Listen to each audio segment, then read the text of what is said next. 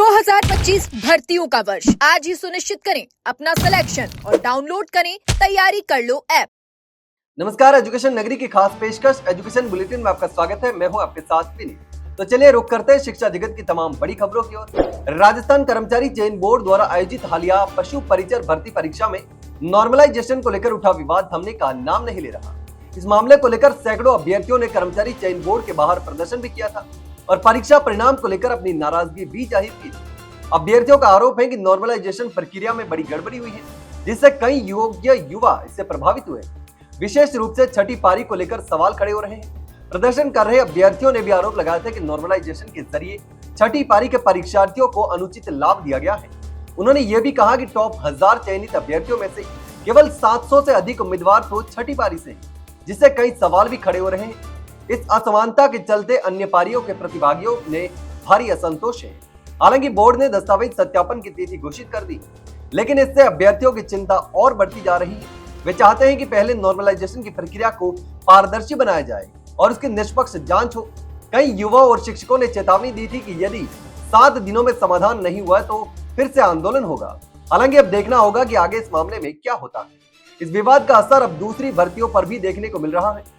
Jail प्रहरी जैसी परीक्षा में शामिल होने वाले अभ्यर्थियों को भी अब नॉर्मलाइजेशन का डर सताने लगा। अब देखना होगा कि चयन बोर्ड द्वारा इस मुद्दे पर क्या रुख अपनाया जाता है। राजस्थान में एसआई भर्ती पेपर लीक मामले में एक के बाद एक चौंकाने वाले खुलासे हो रहे हैं।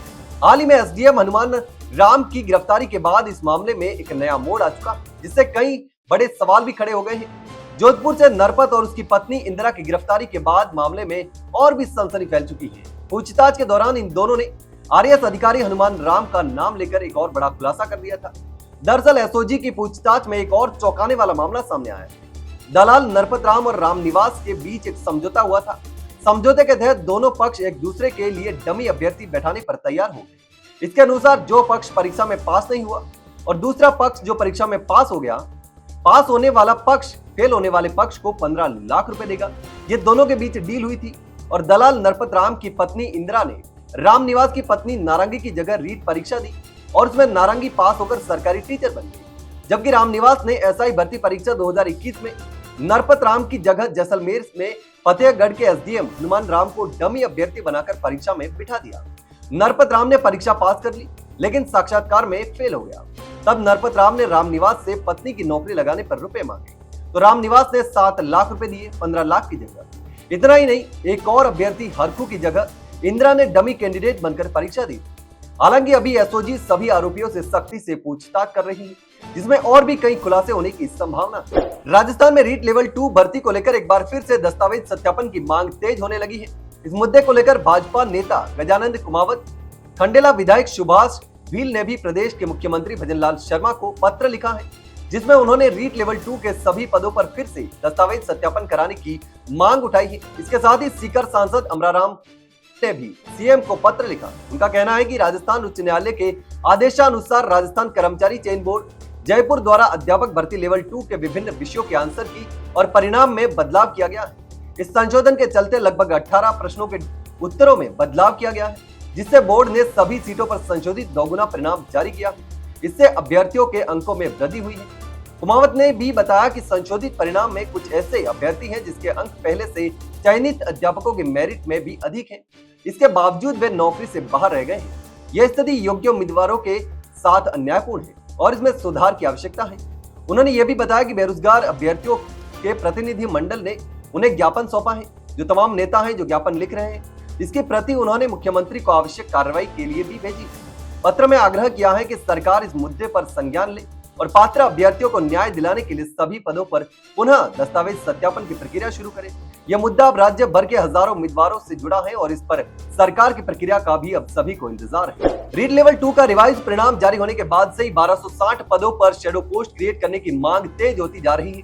रीट लेवल 2 में 18 सवालों के बदलाव के चलते पिछले करीब 1.5 साल से नौकरी पर लगे चयनित शिक्षकों के बाहर होने का खतरा मंडरा रहा, जिसके बाद से ही चयनित शिक्षकों की नौकरी बचाने के लिए शेडो पोस्ट क्रिएट करने की मांग उठ रही है। उनका कहना है कि कर्मचारी चयन बोर्ड ने रीट लेवल 2 में कई विषयों की आंसर की और परिणाम को भर्ती पूर्ण होने के 1 साल बाद संशोधित किया है, जिसके कारण राजकीय सेवा दे रहे 1260 चयनित शिक्षकों पर नौकरी जाने का खतरा बना हुआ। बोर्ड की खामियों के कारण नौकरी कर रहे शिक्षकों को सेवा से बाहर करना अन्यायपूर्ण होगा और उनके परिवार के साथ भी अन्याय होगा और उन पर मानसिक बोझ भी पड़ेगा। ऐसे में शैडो पोस्ट कर इनके साथ न्याय किया जाए। ऐसे में अब चयनित शिक्षक विधायकों के माध्यम से इस मांग को उठा रहे हैं। ऐसे में कई विधायकों ने सीएम भजनलाल शर्मा को पत्र लिखकर इसकी मांग भी उठाई है।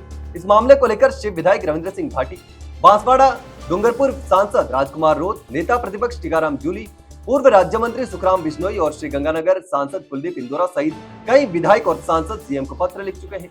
इतना ही नहीं, इस मामले को लेकर भाजपा के भी कई सांसद और विधायकों ने सीएम को पत्र लिखकर इस मांग को उठाया है। हालांकि अभी तक सरकार ने इस मुद्दे पर कोई भी फैसला नहीं लिया।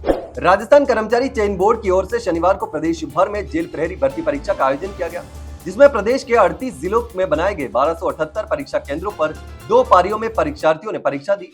इस दौरान सभी सेंटरों पर सख्ती भी बरती गई। मनाही के बावजूद कई अभ्यर्थी हाथ में कड़े, माला, जीप और हुक लगी पैंट पहनकर सेंटरों पर पहुंचे तो सेंटर के बाहर ही उतार कर एग्जाम देना पड़ा। कोटा के एक सेंटर पर अभ्यर्थियों को पैंट तक उतारनी पड़ी। कई अभ्यर्थियों को पैंट से जीप और हुक हटाने के बाद एंट्री मिली। हालांकि इसी बीच अजमेर के राजकीय इंजीनियरिंग कॉलेज बडलिया में जेल प्रहरी परीक्षा के कैंडिडेटों ने हंगामा भी कर दिया। कैंडिडेट्स को सुबह 9 बजे तक सेंटर में प्रवेश दिया गया। 9:30 बजे रूम में प्रवेश देना था, लेकिन कैंडिडेट्स पहले ही प्रवेश देने की मांग करने लगे। रूम में प्रवेश नहीं देने पर कई अभ्यर्थी बाहर आ गए और विरोध भी जताने लगे। सूचना मिलने पर पुलिस और प्रशासन के अधिकारी मौके पर पहुंचे और स्टूडेंट को समझाकर मामले को शांत किया। हालांकि पूरे प्रदेश में शांतिपूर्वक एग्जाम समाप्त हुए। तो यह थी शिक्षा जगत की तमाम बड़ी खबरें। कल फिर आपके साथ रूबरू होंगे, तब तक के लिए नमस्कार।